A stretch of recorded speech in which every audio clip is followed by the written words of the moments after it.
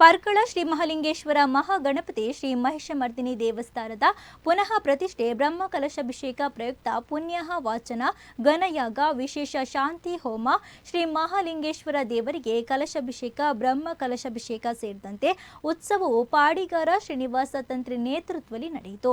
ದೇವಸ್ಥಾನ ದ್ವಾರದಲ್ಲಿ ಮಹಿಳೆಯರಿಗೆ ಅರಸಿನ ಕುಂಕುಮ ನೀಡಿ ಸ್ವಾಗತಿಸಲಾಯಿತು. 30,000ಕ್ಕೂ ಅಧಿಕ ಭಕ್ತರು ದೇವರ ದರ್ಶನವನ್ನು ಪಡೆದರು. ಮಹಿಳೆ ಪುರುಷ ಸಮವಸ್ತ್ರಧಾರಿ 700 ಸ್ವಯಂ ಸೇವಕರು ಭಕ್ತರಿಗೆ ಮಾಹಿತಿಯನ್ನು ನೀಡಿದರು. ಹಿರಿಯ ನಾಗರಿಕರಿಗೆ ದೇವರ ದರ್ಶನಕ್ಕೆ ವಿಶೇಷ ವ್ಯವಸ್ಥೆಯನ್ನ ಮಾಡಲಾಗಿದೆ. ಮಧ್ಯಾಹ್ನ 12ರಿಂದಲೇ ಅನ್ನಪ್ರಸಾದ ವಿತರಣೆ ಆರಂಭಗೊಂಡು ರಾತ್ರಿ 8ರವರೆಗೆ ನಡೆಯಿತು. ಸಹಸ್ರಾರು ಭಕ್ತರು ಅನ್ನಪ್ರಸಾದವನ್ನು ಸ್ವೀಕರಿಸಿದರು. ಸಾಂಸ್ಕೃತಿಕ ಕಾರ್ಯಕ್ರಮವಾಗಿ ವಯಲಿನ್ ವಾದನ, ಸಂಗೀತ ರಸಮಂಜರಿ, ಏಕದಶ ವೀಣಾವಾದನ, ಸನಾತನ ರಾಷ್ಟ್ರಾಂಜಲಿ ಕಾರ್ಯಕ್ರಮ ನಡೆಯಿತು. ದೇವಸ್ಥಾನದ ಹೊರಭಾಗದಲ್ಲಿ ಸುಮಾರು 20 ಅಡಿ ಎತ್ತರದ ಕೈಲಾಸ ಪರ್ವತ, ಅದರಲ್ಲಿ ಬೃಹತ್ ಗಾತ್ರದ ಗಂಗಾವತಾರ ಈಶ್ವರನ ಮೂರ್ತಿಯನ್ನ ಪರ್ಕಳದ ಪಾಂಡುರಂಗ ಪ್ರಭು ನಿರ್ಮಿಸಿದ್ದು ಜನಾಕರ್ಷಣೆ ಪಡೆದಿದೆ.